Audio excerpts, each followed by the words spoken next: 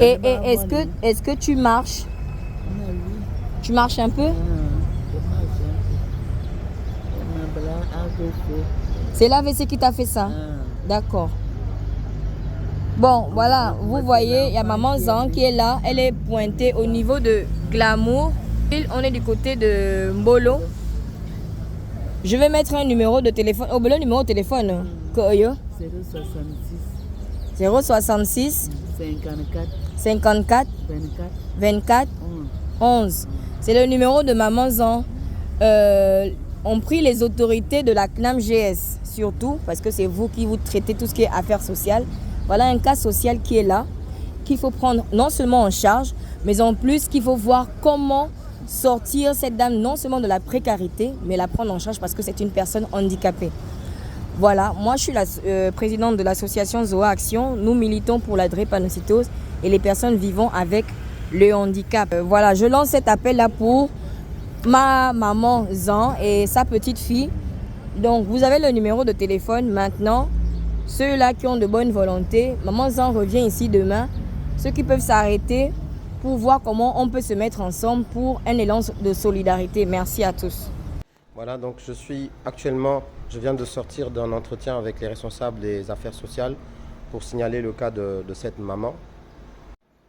Donc la première chose, c'est qu'il y aura une recherche faite dans leur fichier technique pour savoir si la dame était déjà passée par ici, comme elle le dit, si elle a déjà bénéficié de dispositifs d'aide, si oui, lesquels. Et puis donc moi je repasse lundi à 10 h pour continuer donc le suivi de ce dossier ici auprès de la direction technique, toujours aux affaires sociales. Alors d'une manière générale, ce qu'il faut savoir sur la chaîne de prise en charge de ce genre de dossier, c'est que là par exemple dans le cas actuel, il y a soit un abandon familial de la personne et de son enfant, soit la personne elle-même, elle a décidé de sortir de la famille pour pouvoir vivre, malheureusement ça existe, de mendicité. On ne sait pas encore exactement quelle est la situation actuelle de la dame. Mais qu'à cela ne tienne, c'est une situation qui est quand même dramatique. Pour une population de 2 millions d'habitants, on ne peut pas se permettre d'avoir des personnes qui vivent à la rue. Surtout qu'en plus, on a tous des cellules familiales et qu'en ce moment, on est en train de parler de restauration des institutions. Donc, c'est vraiment le bon moment pour qu'il n'y ait plus aucun Gabonais qui souffre de l'abandon, qui souffre d'être pauvre et d'être jeté à la rue ou de ne pas avoir de médicaments, de ne pas être pris en charge avec tous les traumatismes que cela peut entraîner, donc aussi bien psychologique, parfois traumatisme physique. La dame, elle a fait un AVC et son enfant est né avec un handicap. Du coup, je disais que dans le dispositif, la chaîne de prise en charge, bien sûr, il y a souvent le SAMU social qui intervient quand il y a des urgences. Ce sera souvent le premier acteur, surtout quand il y a une urgence sanitaire. Mais le SAMU social ne règle pas tout. C'est une chaîne avec plusieurs acteurs. Souvent également, on s'en réfère à la direction des affaires sociales. Donc, quand on arrive à la direction des affaires sociales, son premier travail ici, donc, c'est du signalement. C'est de répertorier les personnes signalées, puis contacter les familles de ces personnes signalées. Pourquoi la famille est importante? D'abord parce que chez nous, les Bantous, on n'est jamais né ex nihilo, d'un arbre. On a toujours une famille. Mais surtout, depuis quelques mois déjà, il y a une disposition légale au Gabon qui combat l'abandon de personnes en situation de faiblesse, dû potentiellement à leur âge, dû à un handicap moteur, physique ou psychique. C'est interdit au Gabon aujourd'hui d'avoir une famille qui démissionne et qui abandonne une personne qui souffre ou qui est dans ce genre de cas de figure.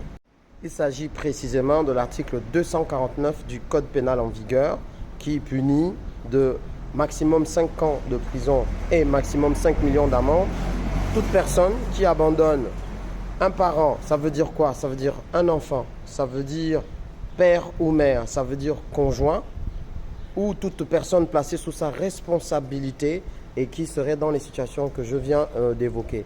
Donc, il faut vraiment que les familles sachent aujourd'hui qu'elles ont une responsabilité marquée dans le code pénal et que donc quand les affaires sociales vont recevoir des signalements, la première chose qu'ils vont faire, c'est d'enquêter sur la famille, retrouver la famille et essayer de comprendre pourquoi les personnes souffriraient de délaissement alors qu'ils ont des familles.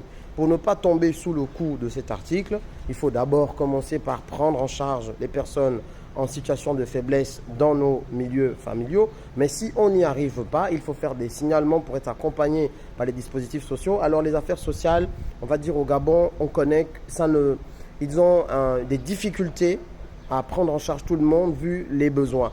Mais le but, c'est d'aller vers cette prise en charge en accompagnement et en appui des familles, quitte à ce qu'il y ait même, lorsque j'ai réfléchi et j'ai discuté tout à l'heure, pardon, pas réfléchi, mais discuté tout à l'heure avec les responsables, ils m'ont parlé d'un projet consistant à autonomiser, par exemple, les personnes ou l'entourage des personnes étant faibles ou des personnes nécessitant une prise en charge des affaires sociales pour qu'il y ait une autonomisation, donc une réintégration dans la famille ou en tout cas un maintien dans le milieu familial en assurant tout ce qu'il faut à cette personne pour vivre. Parce qu'on sait que là, ce qui est payé à la fin du mois n'est pas suffisant du tout pour prendre en charge une personne en situation de difficulté au Gabon. Je crois qu'on parle de 2000 francs ou 3000 francs CFA, je n'ai pas le chiffre exact en tête, mais ce n'est pas grand-chose du tout à la fin du mois. Donc voilà un peu ce que je voulais dire.